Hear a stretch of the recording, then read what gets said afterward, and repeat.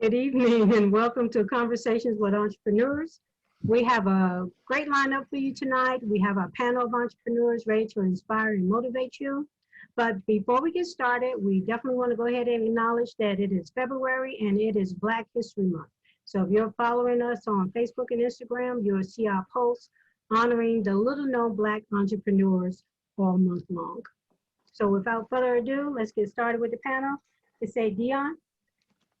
Good afternoon, everyone. Thank you for joining us again. Happy Black History Month to you. And Shanell.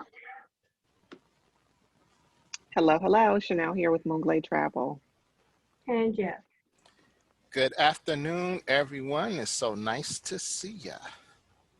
Well, tonight we're going to jump right in it, and we want to start discussing some current events. So we're going to let Jeff lead us out tonight because there's a whole lot of stuff out there that we know if y'all want to ask Jeff, tonight's going to be the night you're going to want to ask Jeff. Right. Take us to it.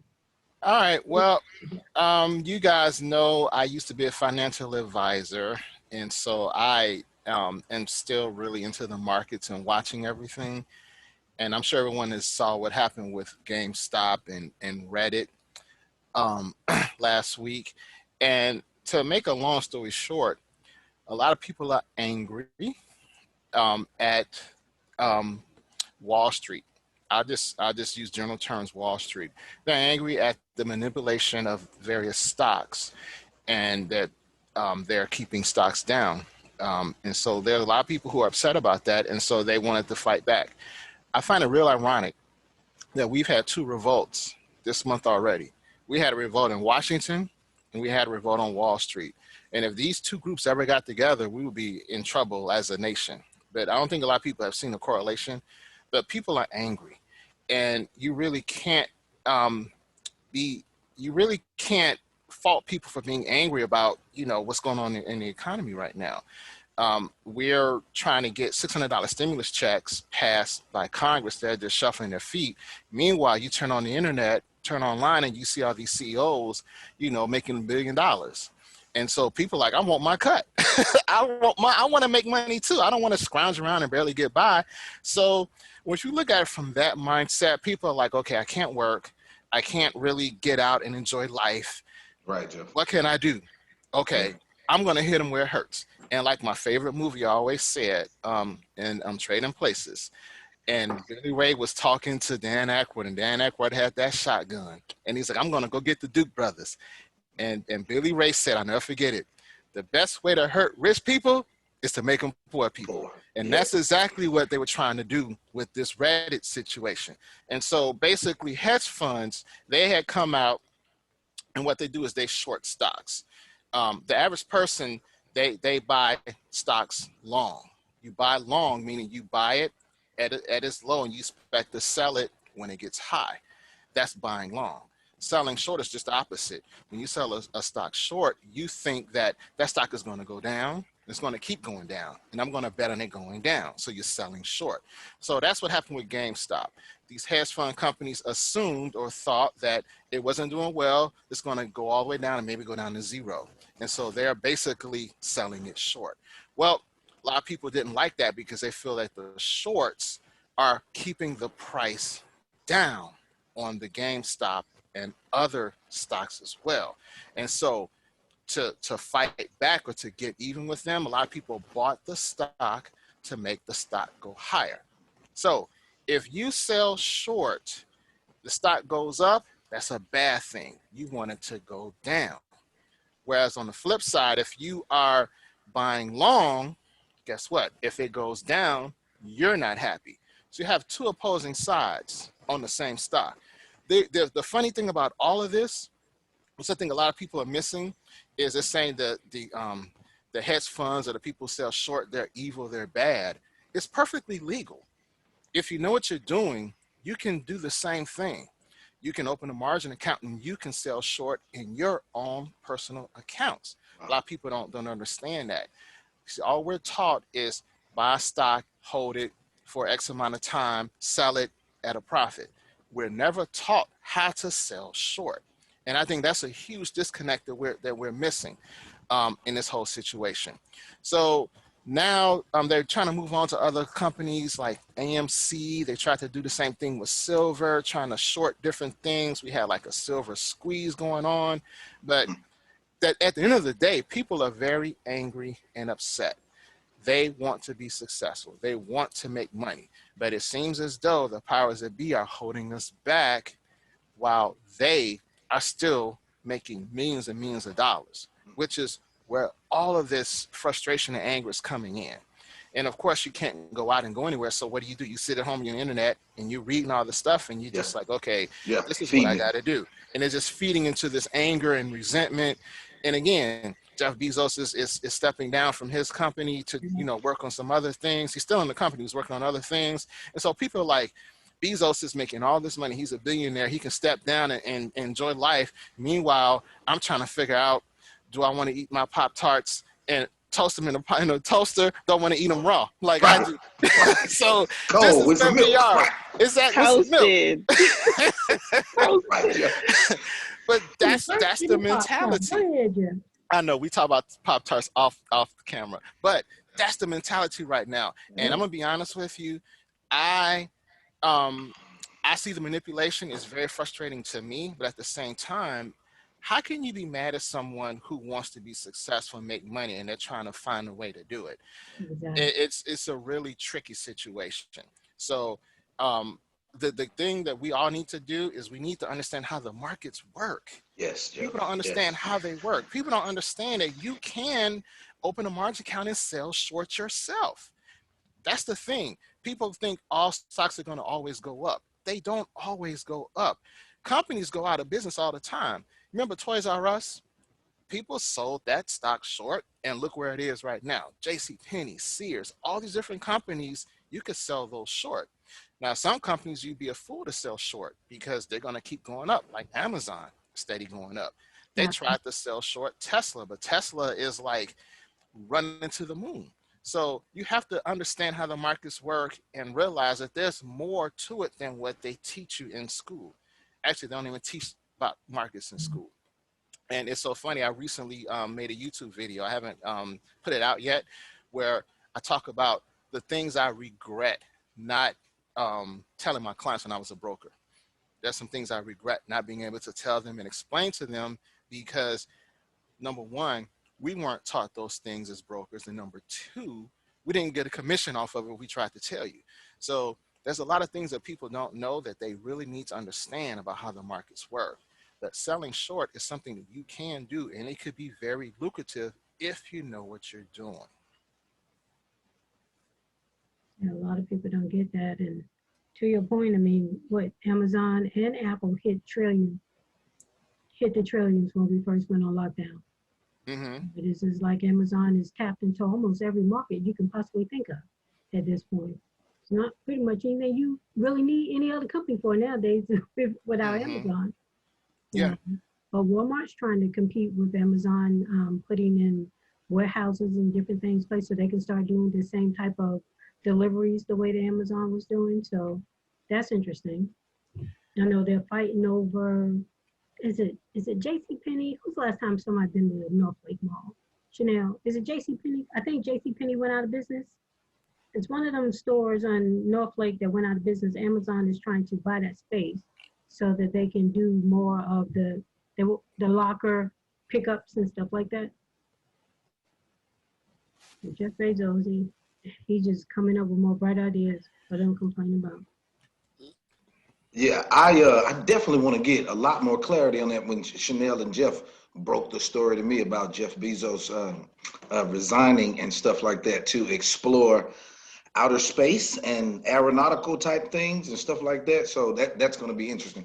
I just want to say a couple things, just hearing Jeff and just kind of just talking out loud, thinking out loud. It's interesting how Amazon is having such a dominating effect on everything. It's and Amazon, it's like a jungle, you know what I mean? And so that might be why we're seeing the revolts, Jeff, because it's as never before. It is very the tension and the desperate people do desperate things, man.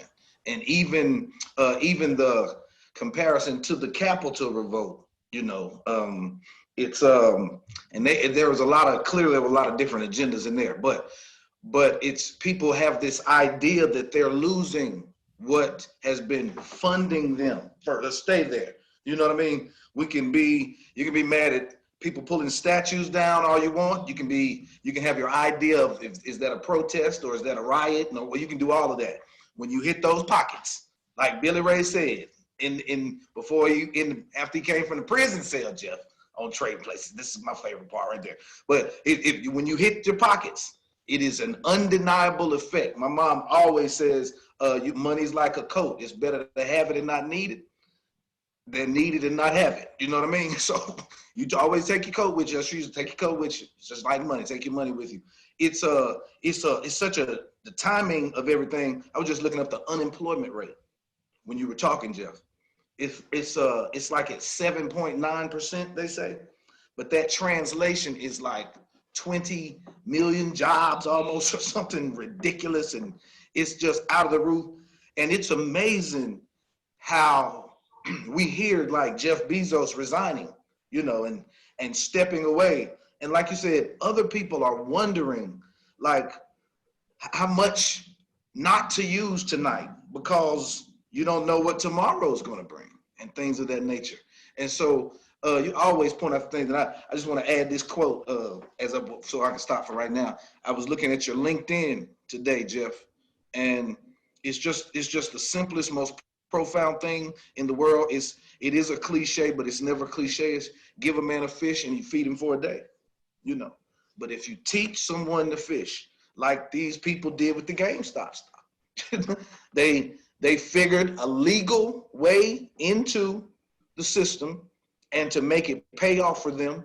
And the people and the big guys got mad, if you will, or the big people got mad because you never expect that to happen. You think it's going to stay a certain way, man. And it's always changing, right? This is the same as the stimulus. They put all this money in stimulating the corporations. The more stimulation that they get, the more layoffs that they make. You're giving them all this money, all that's happening is the CEOs, they're getting extra bonuses. The same year that Wachovia, my pet peeve, the year that Wachovia went out, you laid off all these people at the end of December, the week before Christmas, yet the outgoing CEO still got $100 million bonus. So that says what? What happens is, this is the part that really burns me. When you have kids and they make a mistake, you don't keep rewarding them for making the same mistake over and over and over. You put in some type of discipline for that. That's the problem with our country right now, and the way we treat our corporations, our large businesses. They keep making the same mistakes over and over and over and over. Do people remember back in 2008 when the country had to bail out all these companies? We had to bail them out back then, and guess what? They're making the same mistakes, and we got to bail them out again. That is part of the problem. They keep doing the same thing over and over, and we almost keep rewarding them for the same thing. And then, like what Alethia said, these CEOs get these $1 billion or $1 million, severance packages. It's called a golden parachute, and they keep rewarding them for the same activity. They do the same thing over and over, and they just keep letting them do it. But there's one thing I do want to say about the CEOs making all this money. What people got to remember is all that money they're making is paper. It's in the stock market. If you think about it, the stock market is over 30,000, and if you got the most shares, then you're going to make the most money. And that's part of it too. People don't have just all that money just sitting in their bank account. It's wrapped up in shares of stock. I want to give a little Black history fact. And Reginald Lewis, I don't know if anyone remember this guy. He was the CEO of a company called Beatrice LLC, and he wrote a book called Why Should White Guys Have All the Fun? Why should white guys have all the fun? And as a young guy, I read his book, and I was fascinated because what he did was I believe he became the first Black billionaire, and he did it by taking over a company. Taking over a publicly traded company, and he had all these shares, and he became a billionaire.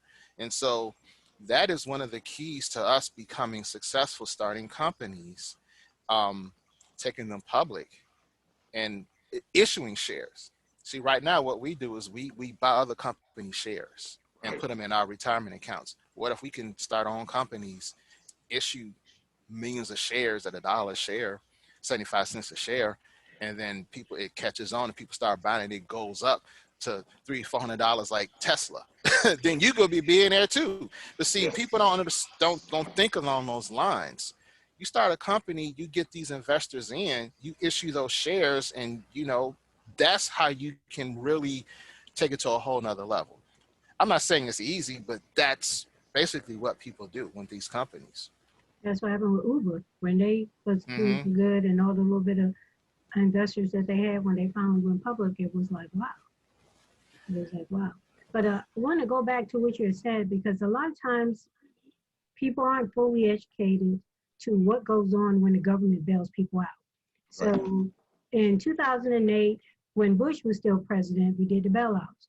But Obama came in and he made sure that they paid back their bailouts. A lot of people forget that, oh, Obama made everybody, no. Obama made them pay back. We haven't seen nor heard that anywhere in 45's administration, because we don't say the T word, anywhere in 45's administration, that these companies are going to pay the country back. Now, unless somebody saw something I didn't see, I've been trying, I've been listening, I've been looking, haven't seen anything to the effect that all of that money that the companies got bailed out, they really didn't even need it for the pandemic, whether or not if they got to pay any of their money back. And they still let people go. I'm not the smartest person in the world, but if you loan me money, I ain't got to pay it back, and I know you're gonna loan me more money again in the future. Mm-hmm. I'm act a fool.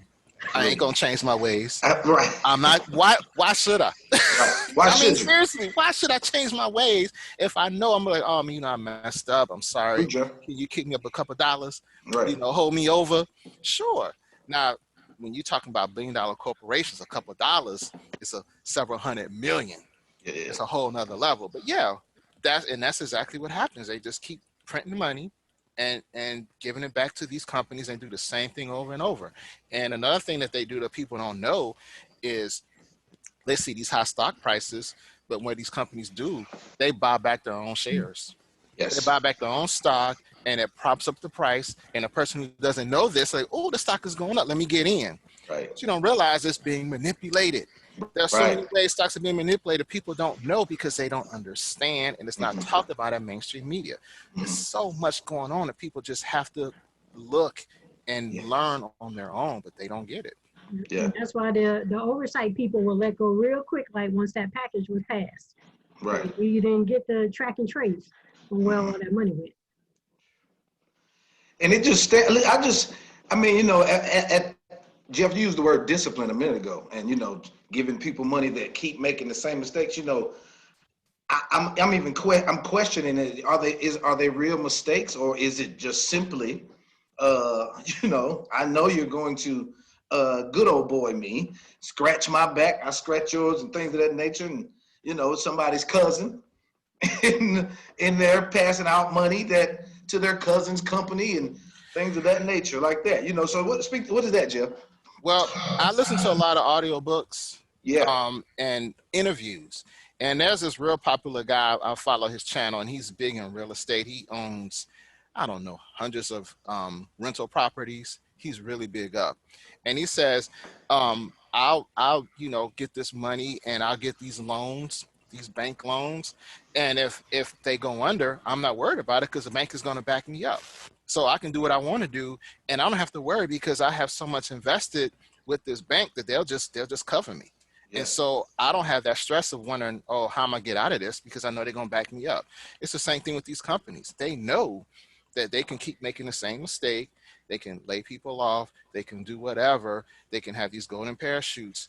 And the government is going to bail them out. The Fed is going to bail them out over and over and over again. And I don't know if people know about this, but J.P. Morgan Chase, that world-renowned bank, J.P. Morgan, they were charged by the SEC and the federal government. They were fined $920 million this past September for getting busted for manipulating the silver prices, silver and bonds. They manipulated the prices on silver and bonds, and they were busted by the SEC, Federal Trade Commission, and federal government. They had to pay back $920 million for 8 years of manipulating markets, and they're still in the business of, holding silver and investing in bonds.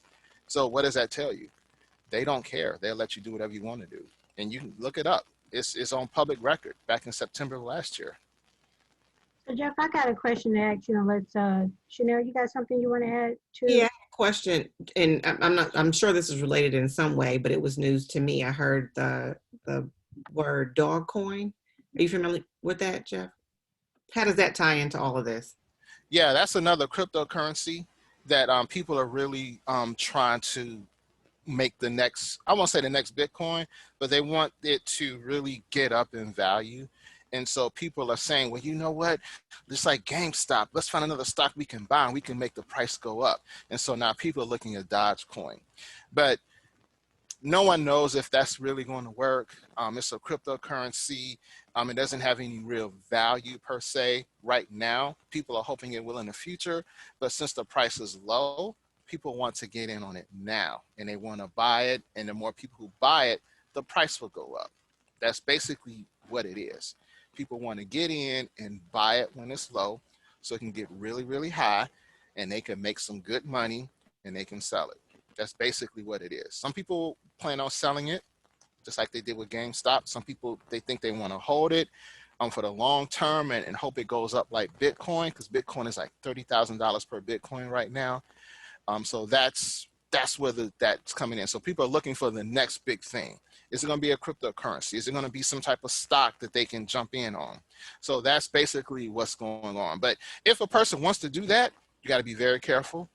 You have to watch and be ready to get out when you see it start to go down. Not giving advice, but I'm just being real. Don't just buy something and then just put it away and don't think about it, because they can go up like that, but they can go down just as fast. So you have to be, be vigilant and understand how the market works. Jeff, I got a question for you. I saw this today. So I saw an article today that says China is on the verge of overtaking U.S. as having the greatest economy.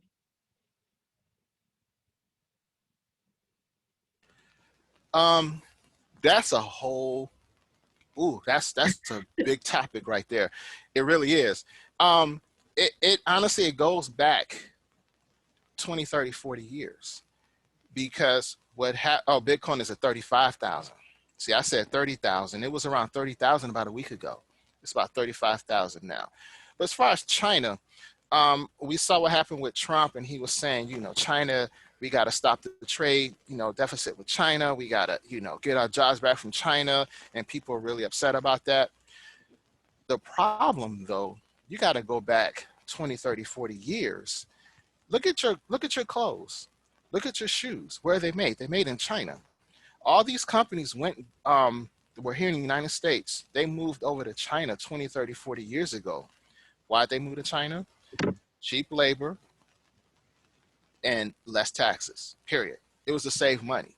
And so the incentive to get them back over here, where, they're going to have to pay a whole lot more on overhead, it may be very hard to do. So China has all these businesses, and they're a really big exporter. What they do is they send out all types of goods and services around the world. And so they are a big producer nation. The U.S. has become a consumer nation. We consume. We don't produce like we used to, partly because a lot of our companies, our manufacturing plants, they moved overseas, China, Philippines, whatever. Look at your televisions. Where are they made? Again, look at your clothes. Just look around your house and see where all this stuff is made. Those are producer nations. They send that stuff out. They export. We import more than what we import more than what we export. That's why we have these trade deficits. So we need to start producing more and raising more and making more money that way. But we're not doing that. That's a huge problem. So yes, China is on a whole nother level. China is buying real estate in the United States. and they're all over the United States. They're building infrastructure in countries around the world. Meanwhile, what we do is we build military bases. China is building infrastructure. They're trying to grow economies. And so, yes, they are really trying to take it to a whole nother level and overtake the U.S. But the U.S. does have something up their sleeve. It's called petrodollars. And until that changes, the U.S. will still be number one as far as with the dollar and the U.S. currency and all that nature. But that whole they playing chess while we playing checkers with the tariff wars is probably has something to do with some of that too, right? Because they was making different deals. There were a lot of different trade deals made while he was playing chess with the tariff wars, and they was playing checkers. Yeah, He and was playing chess, he was playing checkers. as a matter of fact, I have to look it up, but China just had the largest trade agreement in the world about 2-3 months ago with a lot of different countries. So while the U.S. is having this trade war and trying to boycott China and put pressure on China, China is like, okay, well, we're going to go all around the world and we're going to make deals with these other countries. And so a lot of people don't, that's a problem. We don't see this stuff. It's not talked about in mainstream media. We don't know the backstory. I'm not saying China's right. I'm not saying they're wrong. I just want people to make their own decisions and read and see for themselves what's going on. But there's a lot behind the scenes, and China is steadily moving forward, and people haven't really grasped the full magnitude of what's going on. Like we gotta pay attention. It's like people don't get how other countries' economies can impact us and how our economy impacts other countries. Right. This may be, I don't know if this is humorous or whatever, it's just a current event note, Shanell. The budget for the defense of the United States is over $70 billion or something. It's something astronomical. And they couldn't stop the revolt at the Capitol. That's all I want to say. I just want to throw that in there about the economics. We got all that defense, and somebody left the door open at the Capitol or something. I don't know so much if we're gonna say they left the door open or they couldn't stop it. Dude was watching TV, like, go ahead, look what they're doing for me. Look Let at them in. look what they're doing for me. Wait a minute, Let them in. look what they're doing to me. Okay, that was my pet peeve. I got it off my chest. Yeah, Jeff, that's rich information about the variations, and because it's like we're just starting with the stock markets and the stock market and things of that nature, and NASDAQ, Dow Jones, which one, and how to navigate through how to interpret the language and things of that nature, and then couple it with, I hate to even bring it up, but we're still in the middle of a pandemic that is getting worse, So when you say things like we need to produce more, that is just basic, fundamental entrepreneurship right there. Is to just be productive. Find something to produce and reproduce that is even necessary. I was just even while you were talking and what Shanell asked, it made me think of, it made my mind just think, we're having this open discussion tonight. It made my mind think about like Jeff Bezos and things he's trying to do now, his ambitions now, and how Amazon, they changed the game because their real estate became the internet. I heard somebody on this panel say that just a couple of weeks ago. Their real estate became the internet. And while the Waltons have Sam's Club and Walmart on that big block and stuff like that, and while McDonald's they're not into burgers, they're into real estate. And that's why they're on the corners. Every corner you turn, no matter where you go, and no matter across the world. And just hearing you say the stuff you were saying about how China's doing it, and import versus export and things of that nature. Entrepreneurship is about finding that productive thing you can do, sending it out more than just becoming a receiver, bringing stuff in and becoming a consumer and stuff like that. And this model, like you were saying with China, look around our stuff. I mean, when you said that, I just thought about all my stuff. None of it's made in America. Nothing. From the jacket I have on to the Nikes on my feet right now. It's amazing, man. It's amazing.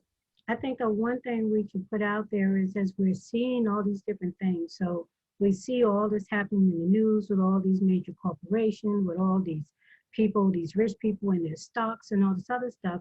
At the end of the day, the Main Street entrepreneur still has different venues and opportunities to still grow your business.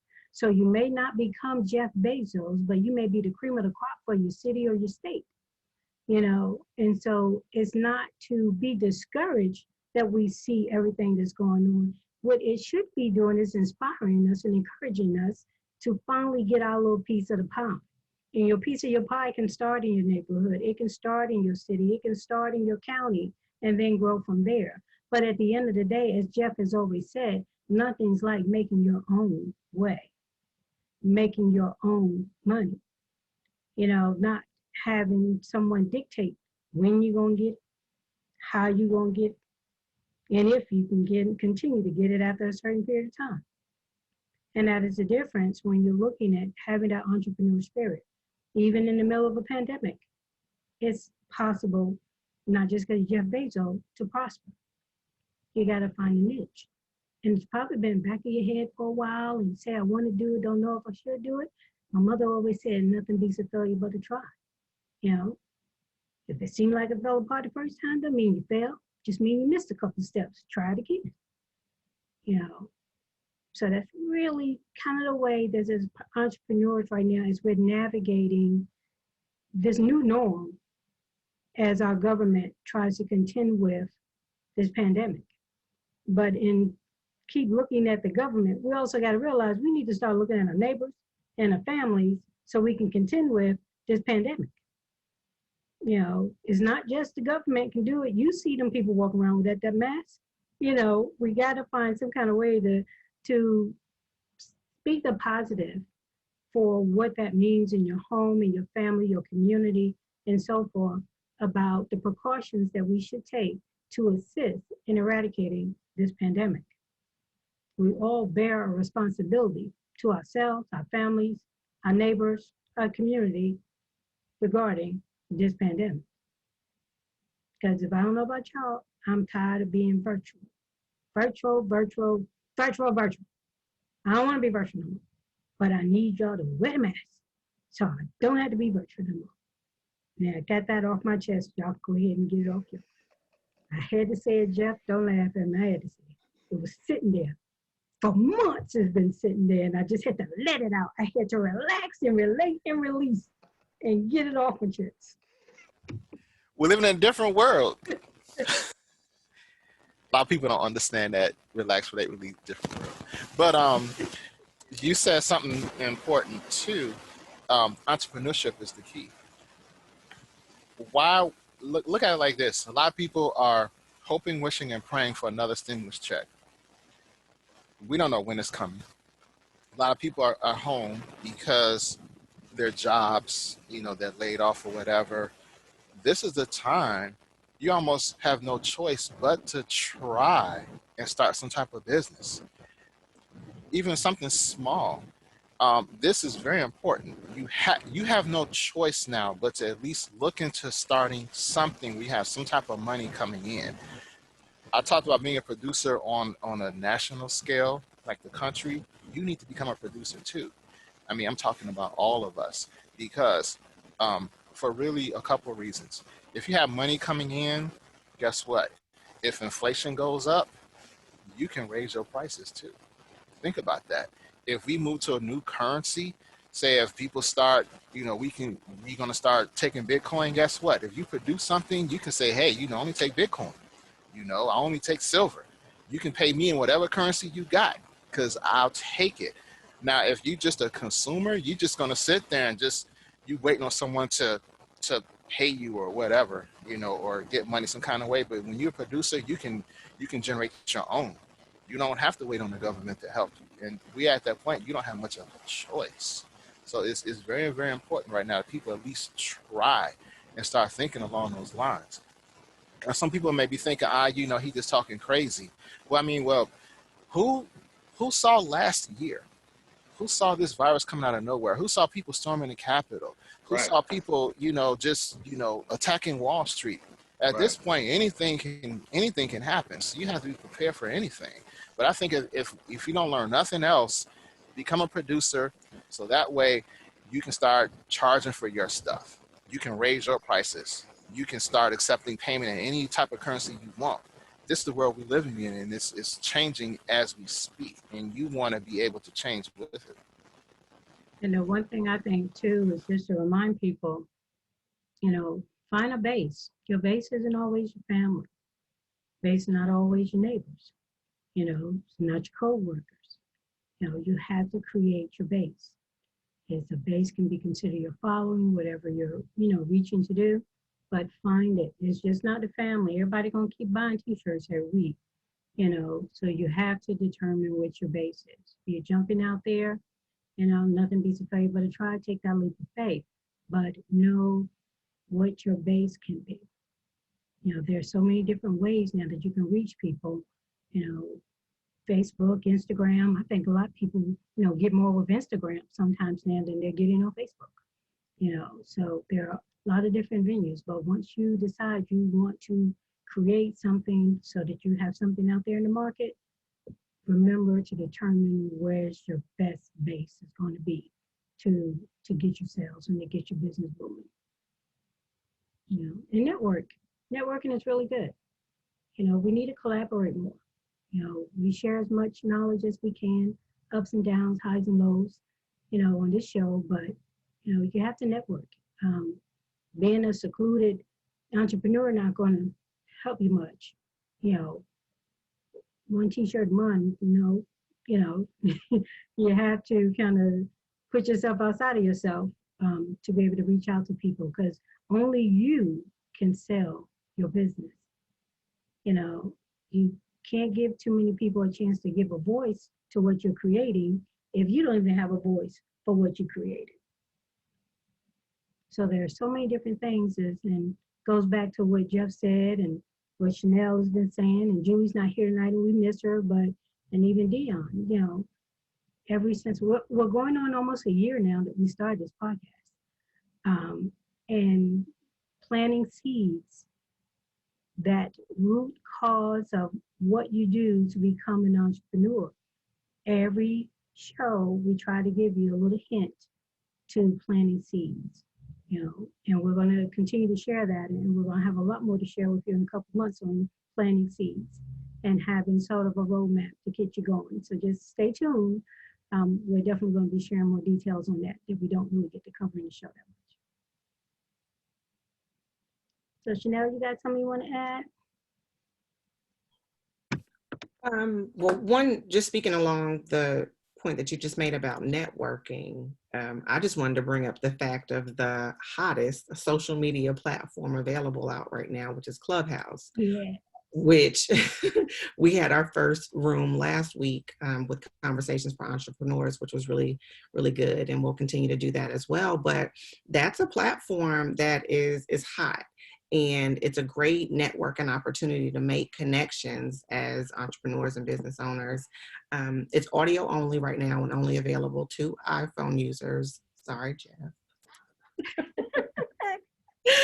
Had to throw that in there. But it's a great way. I mean, you can follow various people based on the interests that you like.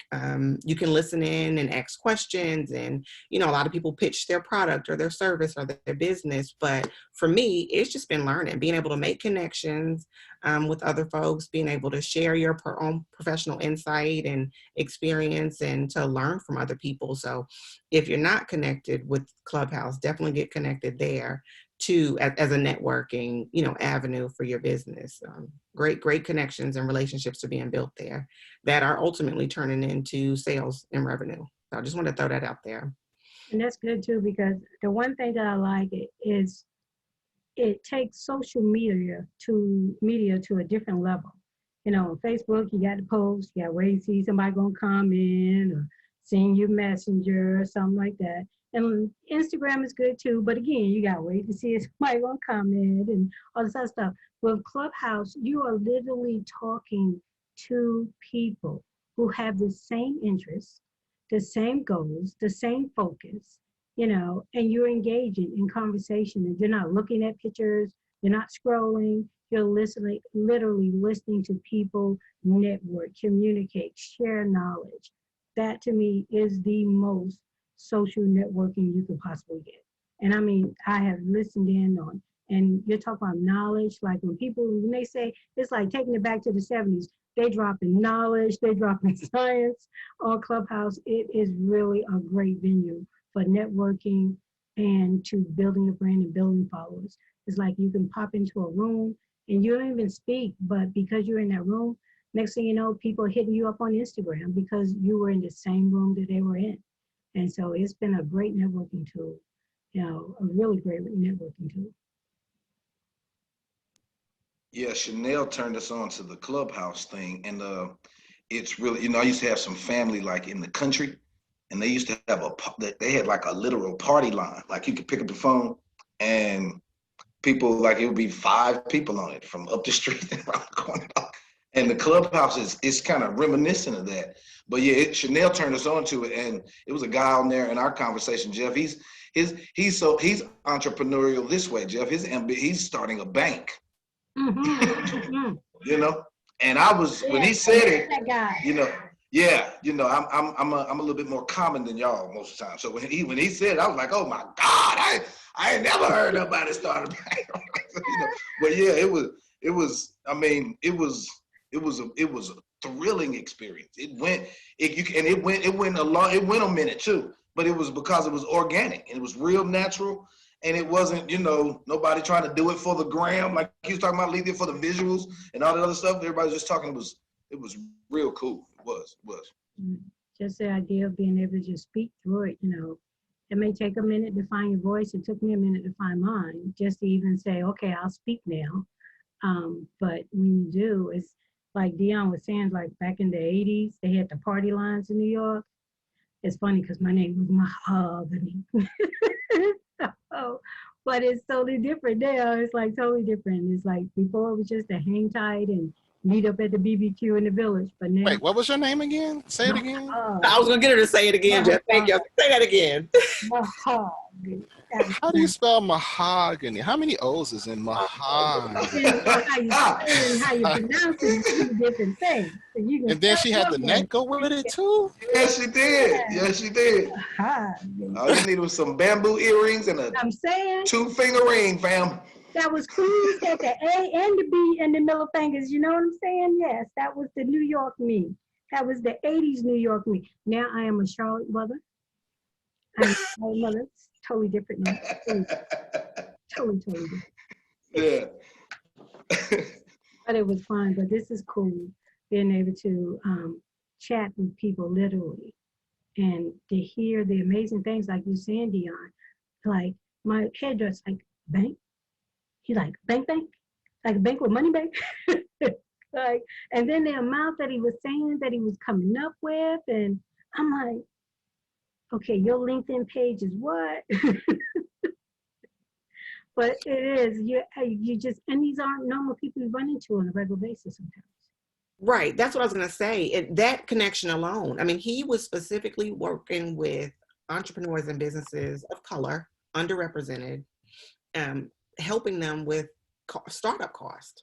And, once again, you would have to Google this type of, resource or information, and then you don't know who to call, where to go. So this is somebody that you most likely would have never organically crossed paths with, but to be able to have them and able to ask questions, get information, where do I go for additional resources, to be able to make those connections. And it's people all across the world. I mean, you're talking to people in Dubai, people in London, people in Africa. So I think it's so smart, and all of us have been quarantined and locked down for so long. We just want to have conversations anyway, but to be able to make those type of connections that can benefit you personally and professionally, I think is awesome. And I don't have to worry about, I could be sitting in a bed with my scarf on. Oh, yeah. You know, I don't have to worry about, you know, being on a camera or, you know, all those other things that you typically have to worry about when you're on Instagram and Facebook and things like that. So I think it's awesome. I Brilliant. did too. That is really cool.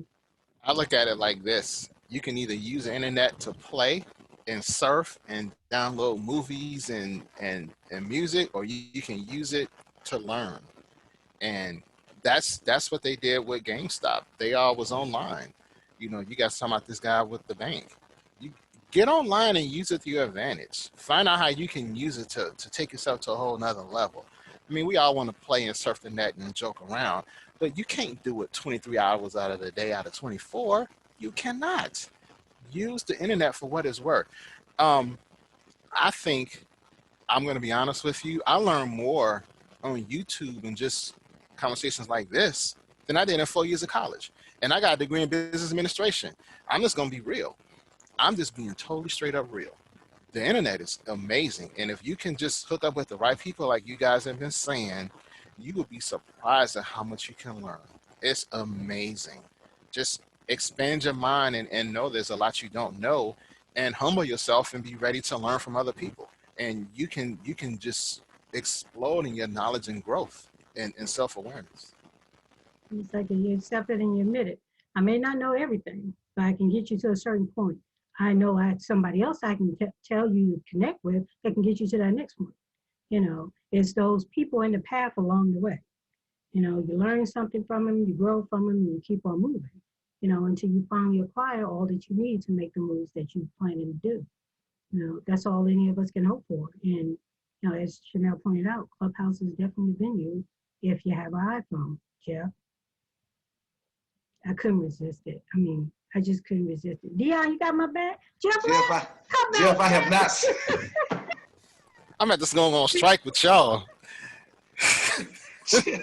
I can't make obscene gestures, so I'll just bounce. I'll just do like this, and then I'll come back, and I'm better now. Yeah. Jeff, it's not the phone of the man, it's the man of the phone, brother. This is all Shanell's fault. She brought it up. Looking all surprised. Julie, we miss you. I'm just stating facts. Well, you can use an iPad. Do you have an iPad at least? I know your son has an iPad, right, Jeff?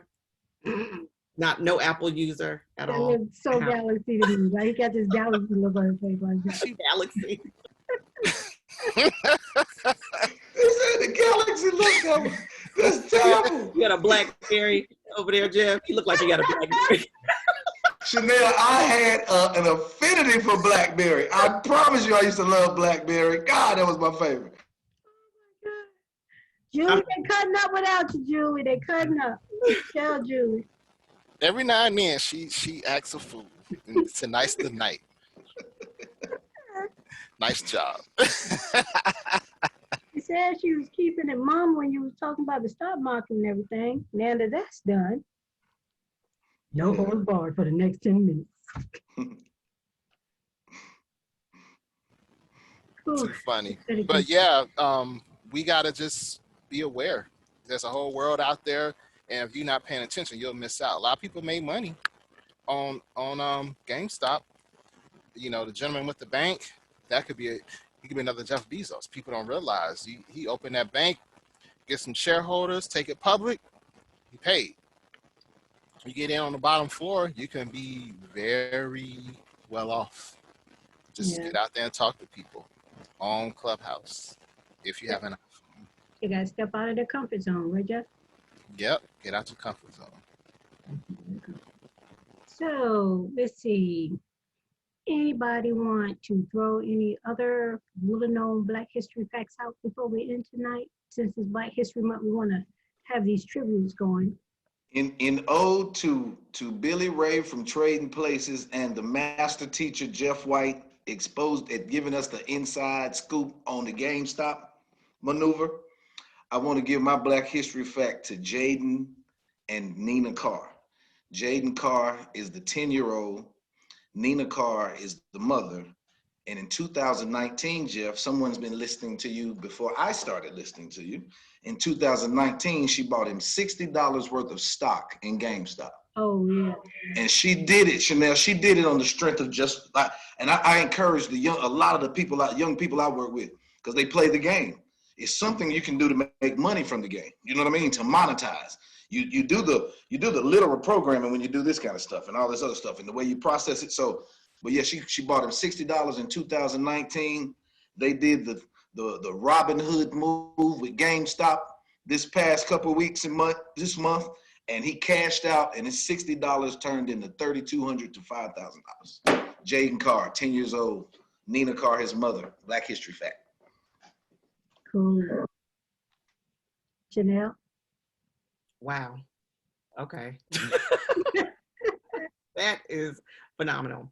I don't know, that's not necessarily a Black History fact, but you know how on Facebook, Deon, you don't, because you're not a Facebook user. It's okay. On Facebook, they share a memory. She is on fire tonight. It's Black History Month. It'll be blackety black. Oh, no, that's right. Make history, Shanell. That is my Black History fact. Okay, no, seriously. I had a memory that popped up from, I guess, 2018. And it said, don't be disappointed by a no. Everything you want isn't always what you need. Sometimes that's God's way of telling you that it's just not for you. And this was from 3 years ago. And another quote, which I guess this is kind of where my Black history comes in, is one that I really, really love. And it is, I have learned not to let rejection move me, by the phenomenal Cicely Tyson, RIP. And it's funny, those two things go together. I think oftentimes, and we're always inspiring and motivating entrepreneurs to go, and do, but sometimes you get a no. And that no is probably saving you from something, something that you think that you really, really want, but God knows that it's not for you. And sometimes rejection is time for reflection or redirection. So I just wanted to share that today. And it was funny how they both aligned on this day in particular. So that's my Black history for the day. Jeff? I just want to talk about my favorite person, Garrett A. Morgan. I went to his grammar school, actually, and he's like my hero. A lot of people know all about Garrett A. Morgan. He updated the traffic signal. He created the gas mask that was used in World War I, and firefighters use it today. And he's done a lot of other businesses too, hair straightening cream, just a very smart man. And so he did all this stuff way back when segregation was the norm, when Black people were considered third-class citizens and less than human. But he was smart enough to make all these things, and smart enough to get his patents too, so no one could take it from him. And so my inspiration from him is knowing that if he can do all that back then, with all the obstacles in his way, we can do it today too. And so that's my inspiration. Every day you see something Garrett A. Morgan did, and it influences you to this day. So if he can overcome and achieve amazing success back then, almost 100 years ago, there's nothing that can stop us from doing the same thing today. Exactly. And I'm going to use my time to talk about the 22-year-old Amanda Gorman that read her poem at Biden's inauguration. Her words were powerful. She was awesome. And I was proud to see this young woman in my daughter's generation making history. She gave us who we lost, which was Maya Angelou. So this is our new Maya Angelou. And in history, I'm going to quote Maya Angelou in honor of this young lady. All great achievements require time. And so with that, we can say, have a great week, everyone, and we'll be back with you next week. Great week. See you later, Diva. Julie. Yeah, Julie, missed you. Julie, where you at, Julie? Where Everybody you at? bow down to the Diva. Say hi to Julie. Hi, Julie.